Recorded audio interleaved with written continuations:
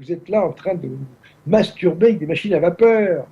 Attendez un petit peu, peut-être d'ici 10 ans, 20 ans, 30 ans, c'est vite passé.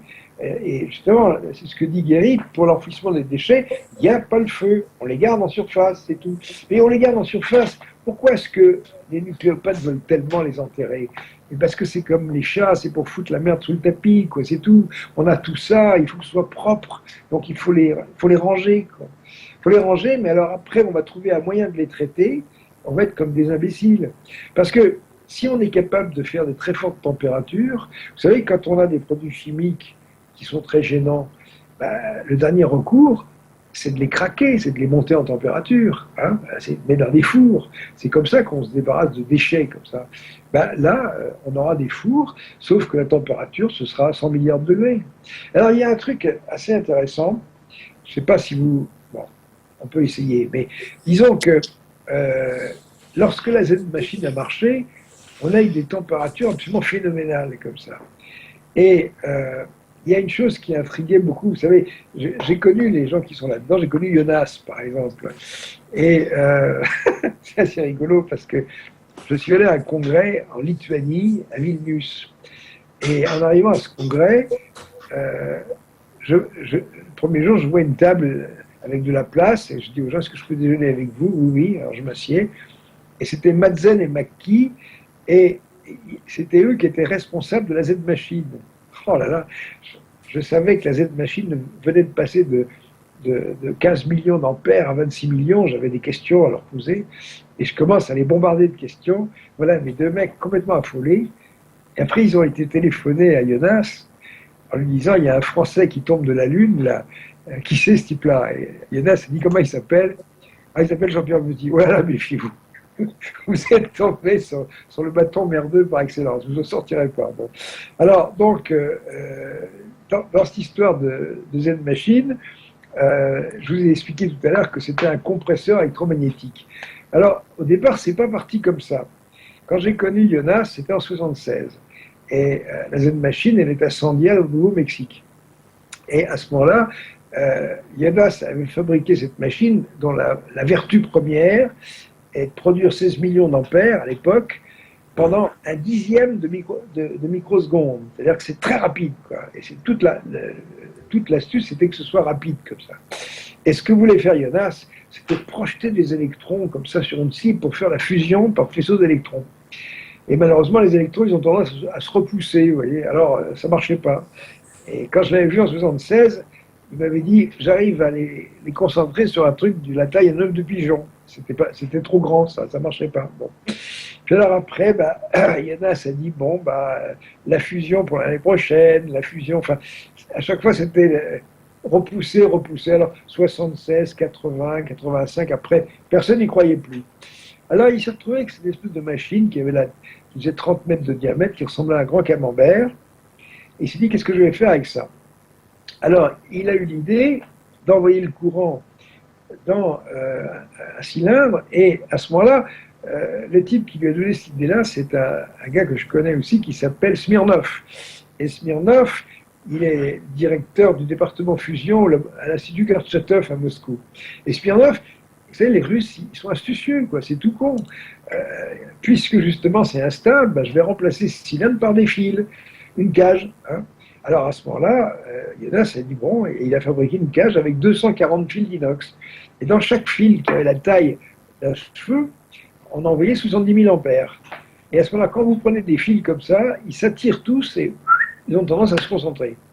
Et à ce moment-là, mon ami Jonas, il avait effectivement un système qui était grand comme mon taille-crayon à peu près, hein, même hauteur, même diamètre et tout. Et ce qu'il avait envisagé de faire, c'était de mettre au centre un cylindre en polystyrène, hein, du bête polystyrène, et à ce moment, en le comprimant, la température montait et ça émettait des rayons X. Et avec ça, il avait une source de rayons X très puissante. Et à quoi ça servait? Ça servait à irradier des têtes nucléaires de missiles pour voir si elles résistaient aux armes antimissiles.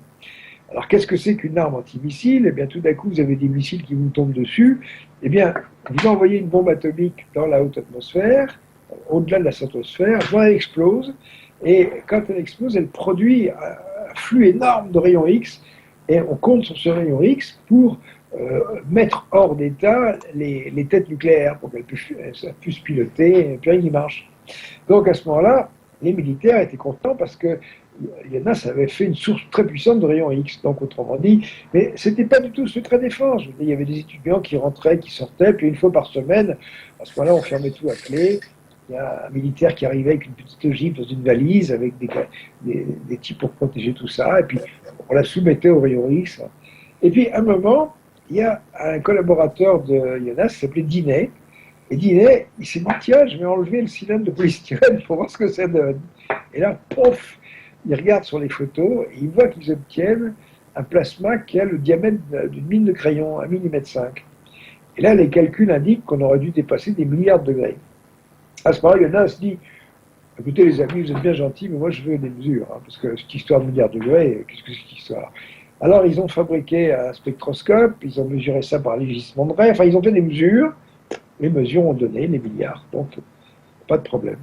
Mais alors il y avait un autre problème qui était assez comique, c'est que vous avez donc ces barres, ces petites tiges, ces petits cheveux qui convergent vers l'axe, et en convergeant vers l'axe, ils atteignent une vitesse de 600 km à la seconde. Donc ils ont une certaine énergie cinétique, 1,5 de MV2, et c'est cette énergie cinétique qui se transforme en chaleur. Bon. Alors à ce moment-là, on fait un calcul, mais c'est vraiment une règle de 3, quoi. Hein.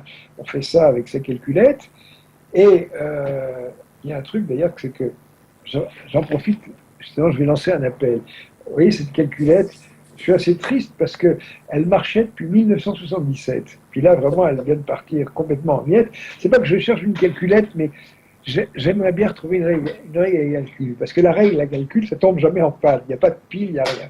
Moi, je aimais bien travailler avec une règle à calcul. Si quelqu'un, un jour, a une règle à calcul, il peut me l'envoyer, je serais ravi. Parce que vraiment, je m'en servirais, quoi. Donc, à ce moment-là, on fait le calcul comme ça, rien du tout. Et on s'aperçoit que la température qu'on devrait obtenir, c'est pas des milliards de degrés, mais c'est des centaines de millions. C'est très en dessous. Alors, à ce moment-là, Jonas se dit, mais d'où vient l'énergie? Là, c'est vraiment amusant, parce que voilà un truc qui monte à des milliards de degrés. Pourquoi? Qu'est-ce qui peut donner ça? Alors, Jonas dit, demandez ça à Malcolm Heinz, c'est un très bon théoricien, moi je n'y comprends rien, lui il va se débrouiller. Et Heinz reçoit ça, et il trouve pourquoi ça chauffe. Alors, effectivement, on se dit, ben, c'est donc pas l'énergie cinétique des barres, alors c'est quoi?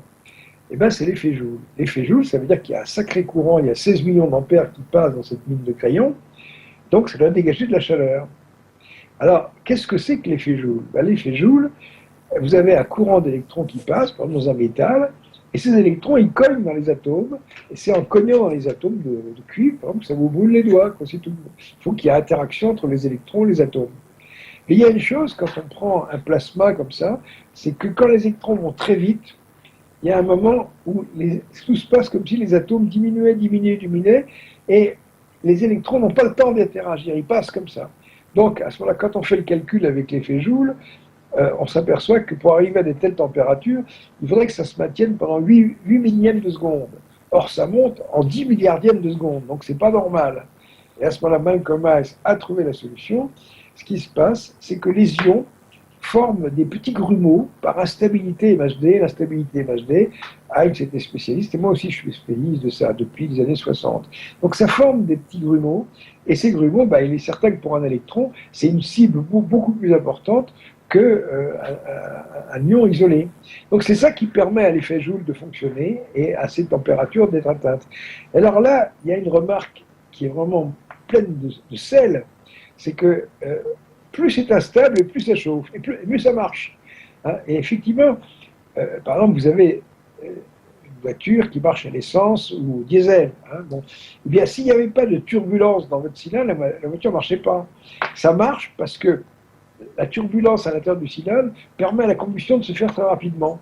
Et bien là, la turbulence qui se produit dans ce filament permet à la température de monter. Alors que la turbulence, c'est le cauchemar des gens d'ITER. Ils essayent au contraire d'éviter les turbulences, alors qu'au contraire, les gens des Z-machines essayent de les provoquer. C'est assez rigolo, quoi. Et moi, j'avais écrit que le malheur des uns faisait le bonheur des autres. Donc, Heinz a expliqué d'où venaient ces fortes températures, et les températures maximum qu'on peut atteindre avec ces Z-machines, elles croissent comme le carré d'intensité électrique. C'est-à-dire que avec le passage de 16 millions d'ampères à 25, on doit être monté à 8 milliards de degrés, quelque chose comme ça. Et il n'y a pas de limite. Hein. Quand je suis allé après à Biarritz, justement pour soutenir l'ami Heinz, il y avait Smirnov qui était là. Et j'ai une photo où je suis en train de parler à Smirnov avec Heinz derrière. Donc j'ai discuté le coup un peu avec Smirnov sur l'exposé de Heinz, sur ces milliards de degrés. Bon, Smirnov a essayé de m'échapper un peu comme un poisson rouge dans une baignoire, et j'ai quand même réussi à le coincer. Puis après, je me suis dit, je vais le provoquer un peu. Et c'est vrai que les Russes ont une Z-machine, mais la Z-machine russe, elle fait 5 millions d'ampères, alors que les Américains en font 26, quoi. Et j'ai dit aux Russes, vraiment, avec votre machine en gare à 5, là, vous êtes vraiment à la ramasse avec vos 5 millions d'ampères. Ça fait un peu ridicule. À ce moment-là, il s'est redressé de sa petite taille. Il m'a dit, nous, Russie, fabriquons machines 50 millions d'ampères. Ouh là là. Donc, vous savez, c'est ça l'espionnage. Ça consiste à provoquer les gens et à les forcer à dire ce qu'ils n'ont pas envie de dire. Bon. Donc, je savais déjà ça. Alors, en plus, il y a une autre histoire qui est assez rigolote. C'est que j'ai quitté le colloque de Biarritz assez tôt. Et je suis parti et j'ai pris l'avion et je suis rentré de Biarritz à Pertuis. Il n'y a pas, à Biarritz-Pertuis direct, il n'y a pas. Il faut que je passe par Paris. Donc, j'ai pris à Biarritz-Paris. Et je me suis trouvé dans le même avion que Smirnov. Je me suis assis à côté de lui. Je vous assure que si l'hôtesse lui avait proposé un parachute, il aurait sauté. On va faire une pause parce que tout le monde nous réclame, parce que vous savez, normalement, on coupe l'émission en deux au minimum. Et donc, il y a une pause qui est demandée par tous les métanotes. Je suis les messages sur le côté. Je dis ça pour tous les métanotes. Donc, on va faire une petite pause et puis on revient juste après. Donc, je vous posais quelques questions que nous posent les gens parce qu'il y a certains sujets qui reviennent. Et puis, ils sont très impatients de vous poser ces questions. Je lis les messages. J'ai bien entendu le message. Je vous ai compris, comme disait le général. Donc, on va se faire une petite pause. Et puis, on revient juste après avec Jean-Pierre Petit. Allez-y. Vous laissez, voilà, LOL posté. On me dit, oui, LOL posté. Exactement. Peut pas. Voilà. Tout le monde a envie d'aller faire son petit pipi, apparemment. C'est ce qu'on me dit. Donc, on va laisser tout le monde aller faire se soulager. Et puis, on revient juste après. Voilà. Je vais aller faire mon petit pipi aussi. Hein. Vous aussi, profitez-en. Tout le monde en profite. Et puis, on se retrouve juste après. À tout à l'heure. Voilà, donc de retour après cette petite pause. Donc, on est toujours en direct avec Jean-Pierre Petit. Jean-Pierre Petit, vous êtes toujours avec nous, monsieur Petit ? Voilà, ça y est, je me suis vidé la vessie, c'est parfait. Ah bon, c'est parfait. Tout le monde, alors, il y a énormément, évidemment, de questions. Je pense qu'il faudra que vous soyez réinvité pour parler de l'espace, de la vie extraterrestre, etc. Parce qu'évidemment, il y a énormément de questions sur le sujet. Mais ce soir, on avait décidé de parler du nucléaire. Mais voilà, on ne manquera pas de vous réinviter pour parler de ce sujet parce que, évidemment, les gens sont très friands. Il y a beaucoup de questions. Alors, on nous demande aussi sur le nucléaire. Alors justement, à propos des centrales françaises, dans quel état sont-elles réellement ? Est-ce qu'il y a un danger dans les centrales françaises ? Bien sûr, hein, il suffit de regarder le site Sortir du nucléaire qui réalise un peu un suivi au jour le jour des centrales. Il y a, comment dire, ça vient d'où l'usure des centrales ? Mais il y a une chose, c'est que la fission, ça émet des neutrons. Et ces neutrons, ils vont se tanker dans le métal. Et il y a une abrasion, pas une abrasion, mais plutôt une transmutation à l'intérieur, par exemple, il y a une transmutation donc dans le métal des cuves, et la plupart du temps, ça produit de l'hélium. Et l'hélium, ça se lie à rien, ce qui fait que vous avez un métal qui se transforme en passoire. Donc sa solidité diminue, puis ensuite, c'est valable pour tous les composants, les pompes, tout ce qui fonctionne dans ces machines-là. Récemment, l'autorité de sûreté nucléaire a fait une recommandation consistant à augmenter l'épaisseur des gaines de zirconium, qui doivent faire quelque chose comme 1 millimètre 108 ou quelque chose comme ça. Il faudrait augmenter un peu parce qu'elle s'abrase, comment dire, elle s'oxyde et elle perd en résistance mécanique. Et si ces gaines se pètent, on appelle ça une rupture de gaine, ben, ça crée des incidents dans les réacteurs nucléaires. Il y a 36 000 solutions pour que ces machines vieillissent. Mais il y a une chose que j'aimerais faire quand même, c'est faire... Attendez, hop, il faut que j'ai l'image. Ça va bien? Voilà, simplement, petite pause publicité. Je rappelle une chose, c'est que j'ai sorti un bouquin qui est là, qui s'appelle Le livre de la jungle sous-marine. Oui. Bon, et puis il y a un autre, c'est L'ombre et le vert, donc ici. Et puis éventuellement, pour les passionnés d'hélicoptères, c'est La passion verticale. Voilà. Bon, c'était la minute de publicité. Ah ben voilà, ça pas de souci. Voilà. Donc, effectivement, l'état des centrales nucléaires, si vous voulez, au bout de 40 ans, tout dépend de leur âge. Hein, le vieillissement, c'est une question d'âge. Il y en a qui sont les plus vieilles, qui vraiment demandent des soins et même un arrêt, quoi. Et alors, l'idée de les prolonger comme ça, mais ça augmente le risque de catastrophe, quoi, c'est tout. Ouais, donc il y a une possibilité, quoi. Donc on n'est pas à l'abri, par exemple, d'un accident nucléaire en France comme n'importe où, finalement. Vous savez, on a frôlé un accident nucléaire gravissime au Blayais. Le Blayais, ce sont les réacteurs qui se trouvent dans le bouchon de la Gironde. Alors il y a une chose qu'il faut savoir, c'est que les réacteurs, on les met toujours près de l'eau, parce qu'il faut de l'eau pour les refroidir, donc ils ont les pieds dans l'eau. Et au Blayais, on avait fait comme à Fukushima, c'est-à-dire qu'on avait des groupes électrogènes de secours qui étaient en souterrain, et les cuves, c'est pareil. Et lorsqu'il y a eu cette tempête du siècle, là, avec une vague qui a déferlé comme ça, qui a inondé le Blayais, eh bien, je crois qu'il y avait 2 générateurs de secours, il y en a un des 2 qui était HS. Donc, ma foi, on s'est trouvé privé de courant qui aurait peut-être pu provoquer un arrêt du refroidissement des réacteurs, quoi. Et quand on questionne les gens du Blayais, ils ont dit oui, mais le deuxième a marché. Enfin, je veux dire que, regardez ce que je citais tout à l'heure en parlant de Gravelines et d'un séisme qui s'est produit en 1580, et ben tout ça, ça peut se produire du jour au lendemain, quoi. Et donc, le nucléaire, c'est ça qui est embêtant, c'est que la catastrophe, c'est vraiment l'horreur. C'est tout. Il peut se produire n'importe quoi, un séisme. Il y a des pays qui souffrent terriblement, des séismes. Ma femme chinoise, elle en sait quelque chose, quoi. Souvent, il y a un truc qui se produit, il y a 30 000 morts, etc. Bon, il y a 30 000 morts, et ben, on enterre les morts, on reconstruit les trucs, et puis on continue, quoi. Tandis que quand il y a du nucléaire, que ce soit un séisme, que ce soit une tornade, ben, il peut vraiment se produire n'importe quoi, quoi. Et on est en danger. On est en danger, et moi, je suis assez en contact avec les Suisses de ce côté-là, qui étaient... Par exemple, sachez une chose, c'est que les Suisses viennent récemment de prendre une mesure, mais une mesure gouvernementale. Les Suisses distribuent des pastilles d'iode aux gens qui habitent autour des réacteurs nucléaires.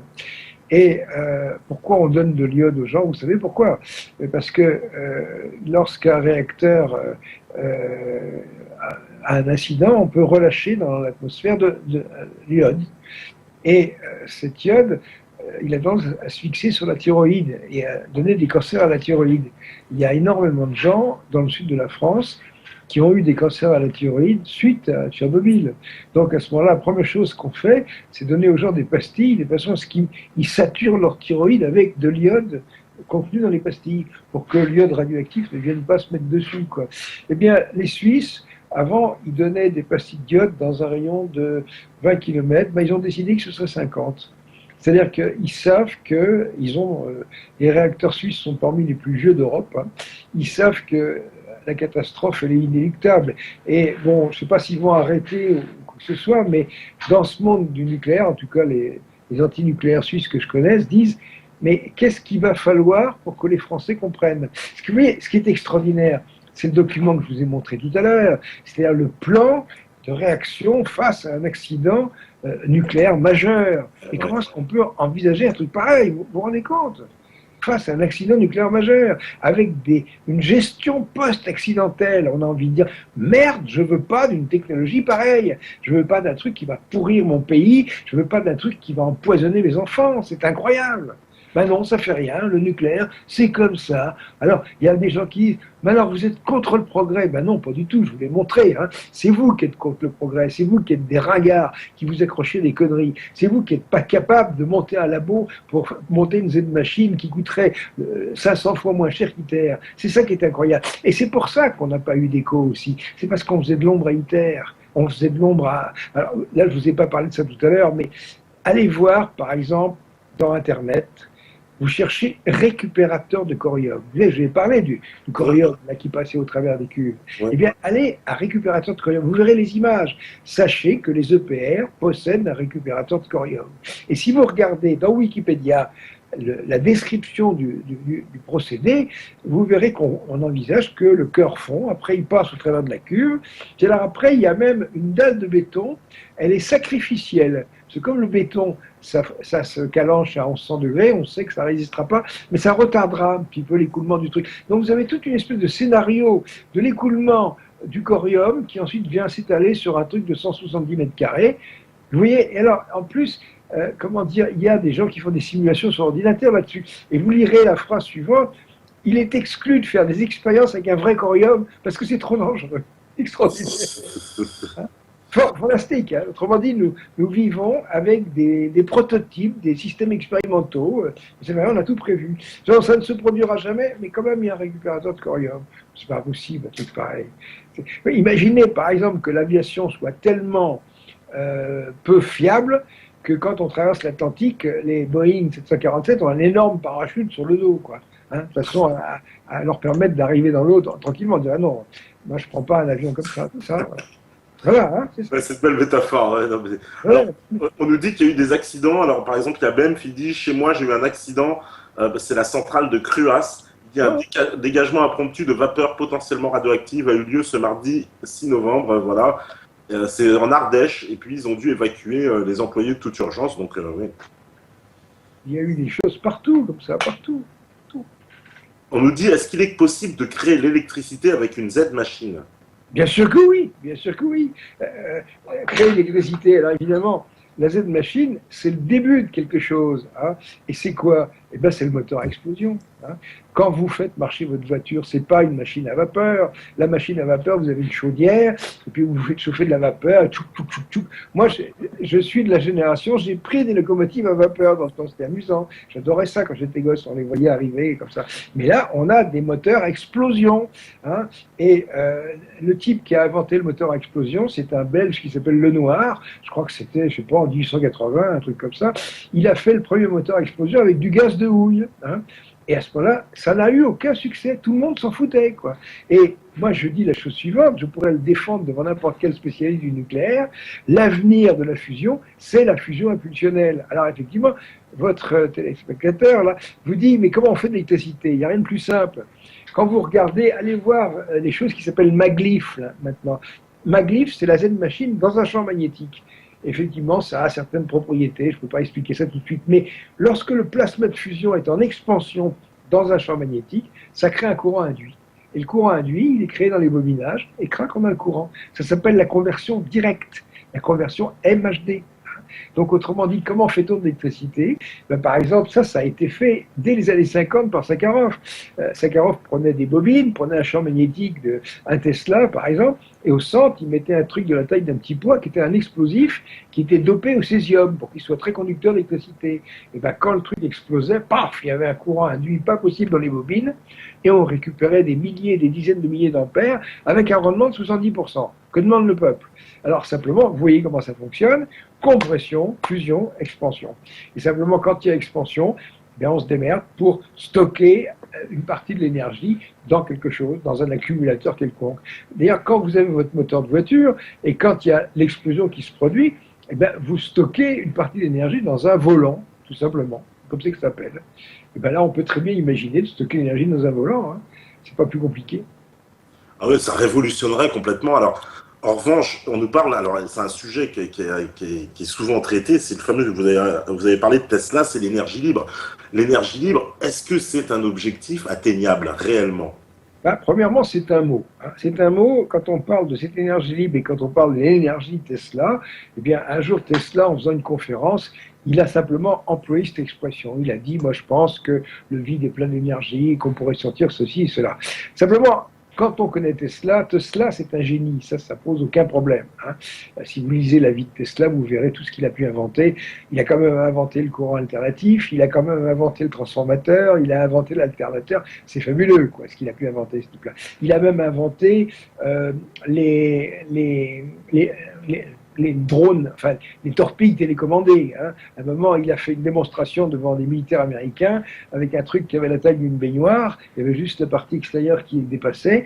Puis il y avait 3 antennes, parce qu'en plus, Tesla, il a en plus inventé la radio. La radio, simplement, c'est le fait qu'on s'aperçoit que quand on fait des étincelles comme ça avec des électrodes, ben à côté, il y a des systèmes qui perçoivent ce genre de choses-là. Donc Tesla avait fait ce genre de truc. Et puis il avait un système où quand il faisait marcher un peu un éclateur, de l'autre côté, il y avait un système qui changeait de position, barre à gauche, barre à droite, au milieu, etc.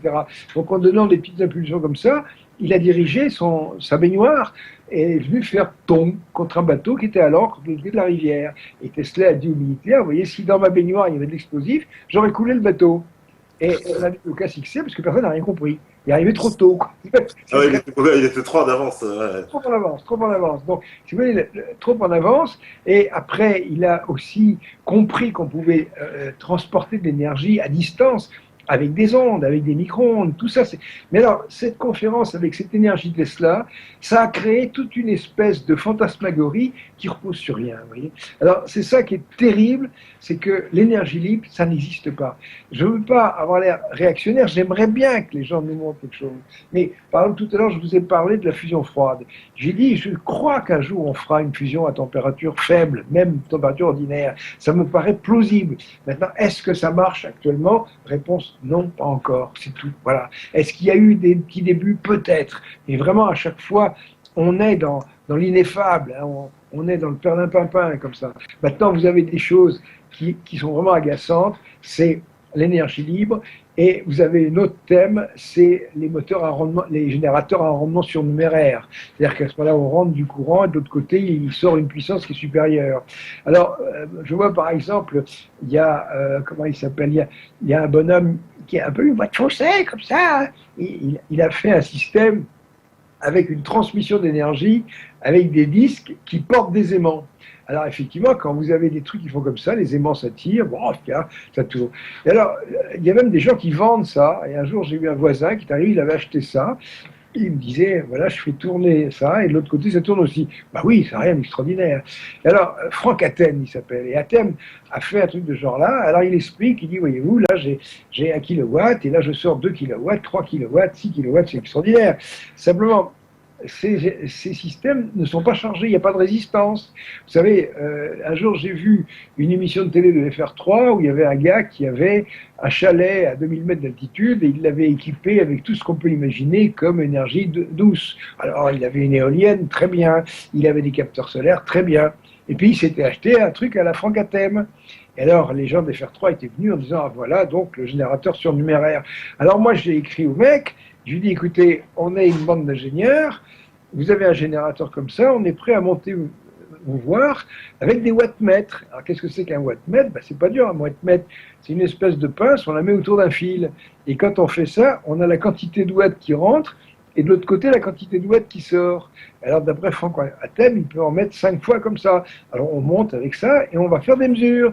Et le type, il s'est défilé. Il a dit, oui, mais il ne faut pas confondre puissance et énergie. Enfin, il a raconté n'importe quoi. Donc, dans ces histoires de générateurs surnuméraires, il y a même aussi un truc qui est particulièrement vicelard, c'est quand on utilise ces machines, il y a des aimants. Et dans les aimants, ben, il se trouve que dans les aimants permanents, il y a beaucoup d'énergie. Cette énergie, elle vaut B2 sur 2 mu 0 carré. C'est-à-dire que l'énergie dans un aimant, ça varie comme le carré du champ magnétique.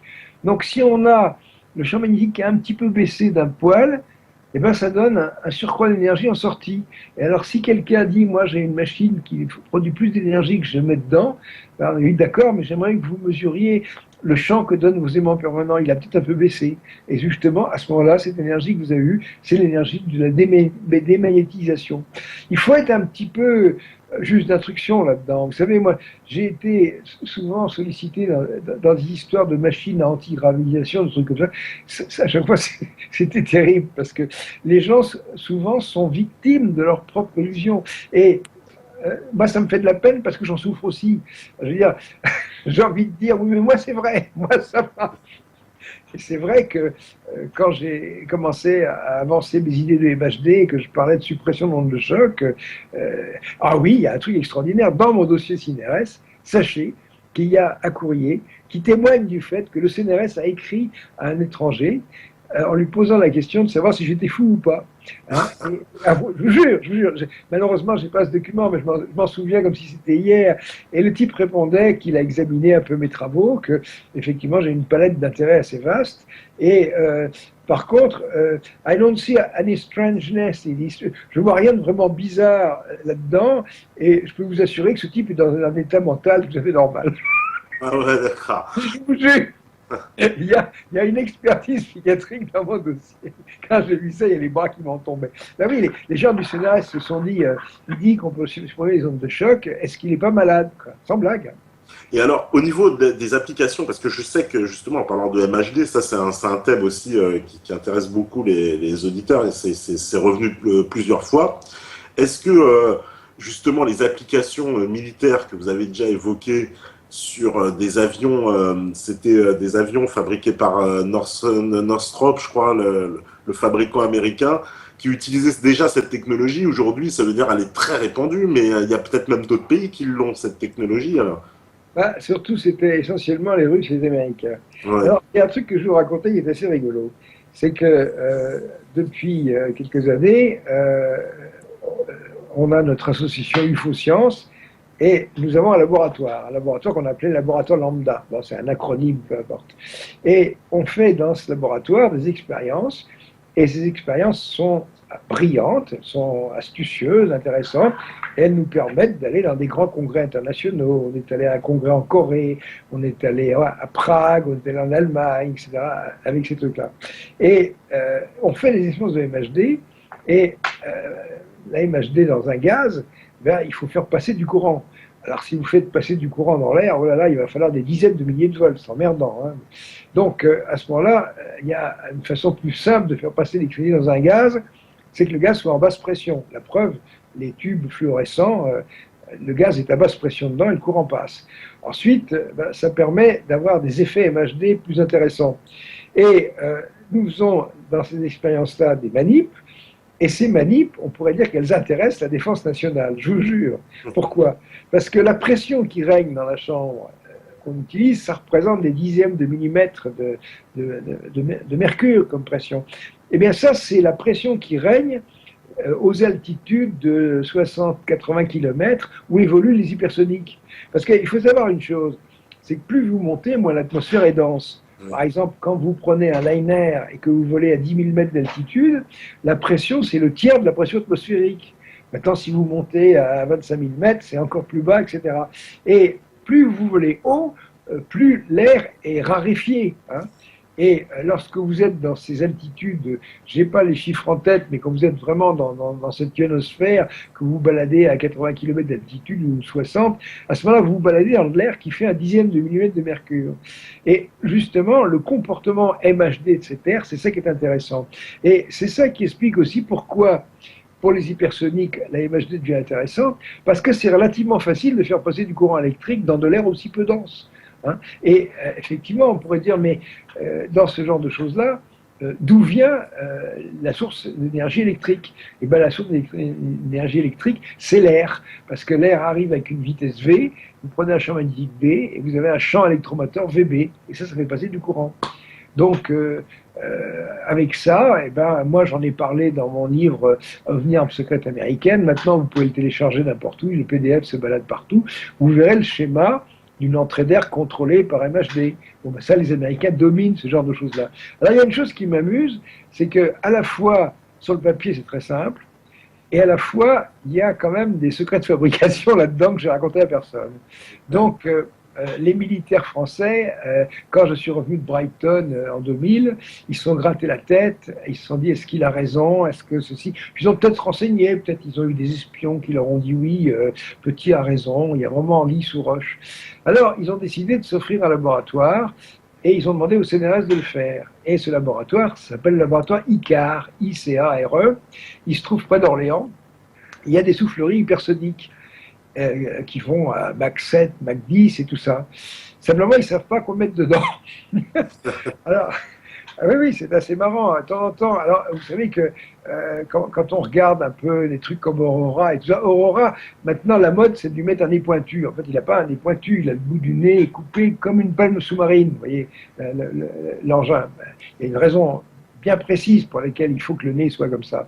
Donc, ma foi, à Orléans, eh bien, comme ils ne savaient pas quoi faire, ils ont mis une espèce de palme sous-marine dans leur hypersonique, et puis pour essayer de mesurer des trucs. Et c'est assez marrant parce que là, imaginez, la France a laissé tomber ça pendant 30 ans. Mais moi, je n'ai pas laissé tomber. Donc j'ai un savoir-faire là-dedans considérable, et ce savoir-faire, il n'existe pas du tout dans les laboratoires. Les gens ne savent pas quoi foutre. Hein. Et moi, j'ai vu des gens qui ont pénétré un peu dans ces laboratoires de ICAR, ils ont dit, ils ne savent pas quoi faire. Vous savez pourquoi? Il y a un truc assez marrant, c'est que le gaz, l'air, avec ses conditions imaginées particulières, figurez-vous qu'il doit être décrit dans un espace à 7 dimensions, au point de vue mathématique. Hein. C'est comme le tokamak, c'est 7 dimensions ou rien. Et ça s'appelle l'espace des phases. Et moi, j'ai fait ma thèse là-dessus, donc je suis très calé là-dessus. Mais c'est pas facile du tout. Et c'est non seulement pas ça facile, mais ça s'enseigne même plus. Donc ces gens-là, ils sont face à des expériences, et au lieu d'avoir un cerveau, ils ont un ordinateur.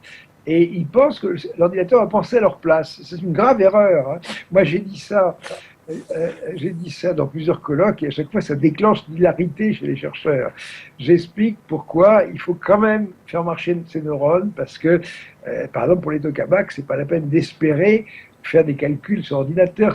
Il y a trop de particules, c'est pas possible, ça ne marchera jamais, on n'aura jamais un ordinateur assez puissant. Et alors à ce moment-là, les expérimentateurs se tournent vers les gens qui font les calculs avec un petit sourire en disant ouais, tu peux toujours t'accrocher avec ton machin, c'est vrai. Donc voilà. Alors l'AMHD, eh bien effectivement, ça se déchaîne à ces altitudes-là. Et l'hypersonique, la clé de l'hypersonique, c'est l'AMHD, il n'y a pas de problème. Je me demande si les torpilles MHD existent-elles vraiment. Bien sûr qu'elles existent. Alors non seulement elles existent, c'est qu'actuellement, on est en train de faire des expériences sur l'une d'elles. C'est-à-dire qu'on a été très déçus à l'automne parce qu'on avait rencontré un industriel, et cet industriel avait dit, écoutez, Doré ne peut pas continuer à travailler dans son garage humide, battu à tous les vents. Moi, je vais vous offrir une maison en bois, 60 mètres carrés. Oh là là, quand on a dit ça, Doré s'est mis à rêver, un véritable laboratoire avec de la place. Parce que là, il travaille entre la bicyclette des gosses et la machine à laver, quoi. C'est pas supportable, un truc pareil. Alors, il devait nous construire tout ça, et finalement, le truc a foiré lamentablement, quoi. Mais on devait faire des manips d'hydraulique, et on devait faire un banc assez important. Donc, on avait prévu de faire, par exemple, dans le terrain en question, qu'un monsieur nous prêtait pendant 5 ans, une espèce de bassin de carène qui aurait ressemblé un peu à un bassin des Tuileries, vous voyez, un truc, je sais pas, 10 mètres de diamètre, avec un bras, et puis on a une torpille MHD qu'on a fait circuler. Alors, ma foi, Doré a construit une torpille MHD qu'il a déjà expérimentée, et elle fait 6 cm de long. Et elle va être essayée dans une bassine. C'est-à-dire que, comme on n'a pas de place, il a fait un bassin de carène qui doit faire 80 cm de diamètre. Mais, ah non, mais vous savez, il faut rigoler parce que c'est pitoyable, quoi, un truc pareil. Alors, on a envisagé de créer une sorte d'annexe pour travailler. Et si vous saviez dans quoi on va installer les installations d'expérimentation,